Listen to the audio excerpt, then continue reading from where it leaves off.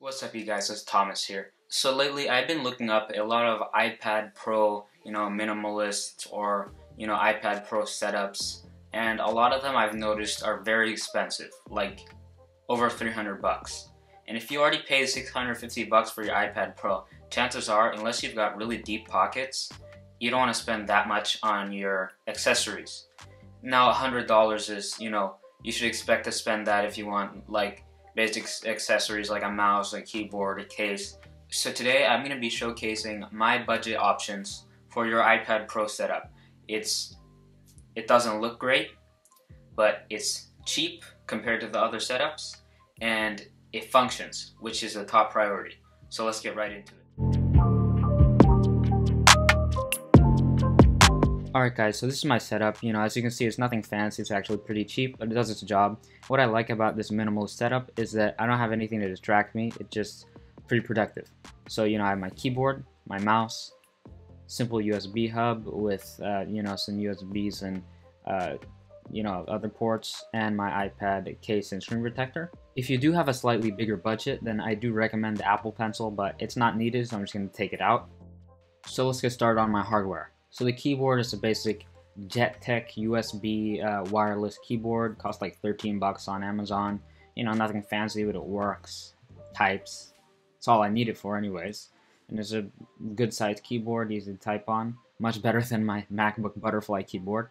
My mouse is nothing fancy either. It's just a $25 Logitech M325 wireless USB mouse.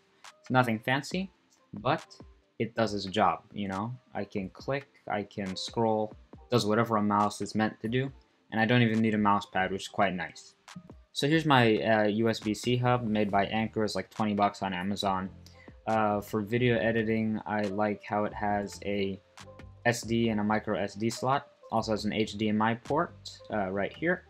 Now on the other side, I have two USB 3.0 USB ports. And I really like the build quality. It's, nice brushed aluminum and it just feels good in the hand. My screen protector is also made by JetTech. It's like $15 for a 2-pack, so consider it $7 each. And what's nice is it goes edge to edge and it's nice tempered glass, so I like it, It's a good deal. It's just a screen protector. It protects my screen from scratches and such. And time for the expensive part, my case. It's a UAG Metropolis, which is about 45 bucks.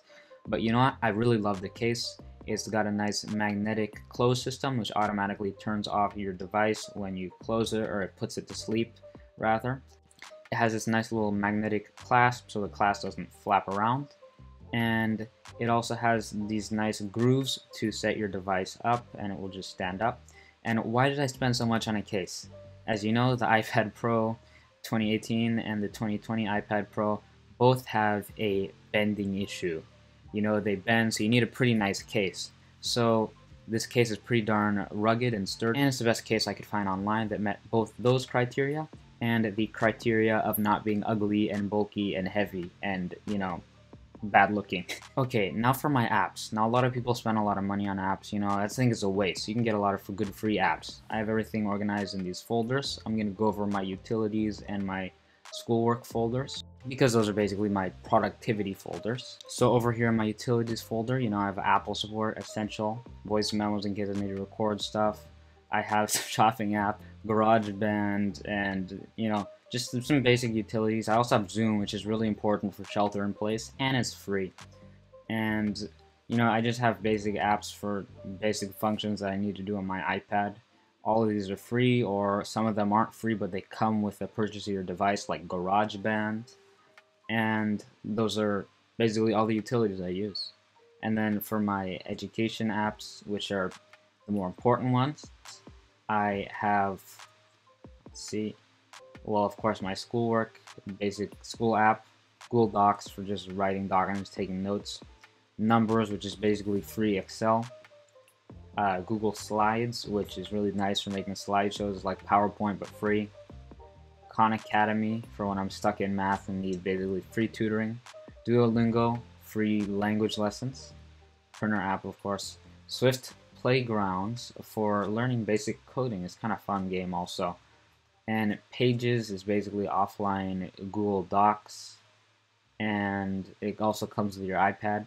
And I also have Google Translate and Driver's Ed and Google Drive, which is the best free file sharing application in my opinion.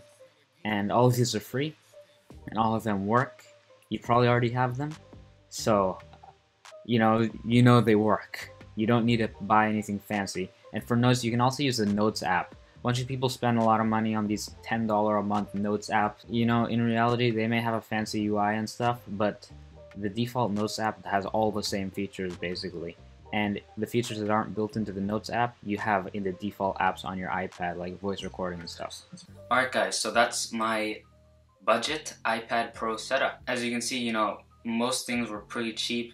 They're just basic versions and necessities, and all my apps that I have are completely free, and they still work fine though. And just by the way, everything, if you want to get any of these products, the link is below in the description. And I really hope you enjoyed this video, and if you want to see more videos like this, let me know by smashing that subscribe button, and I hope to see you next time. Have a great day. Bye.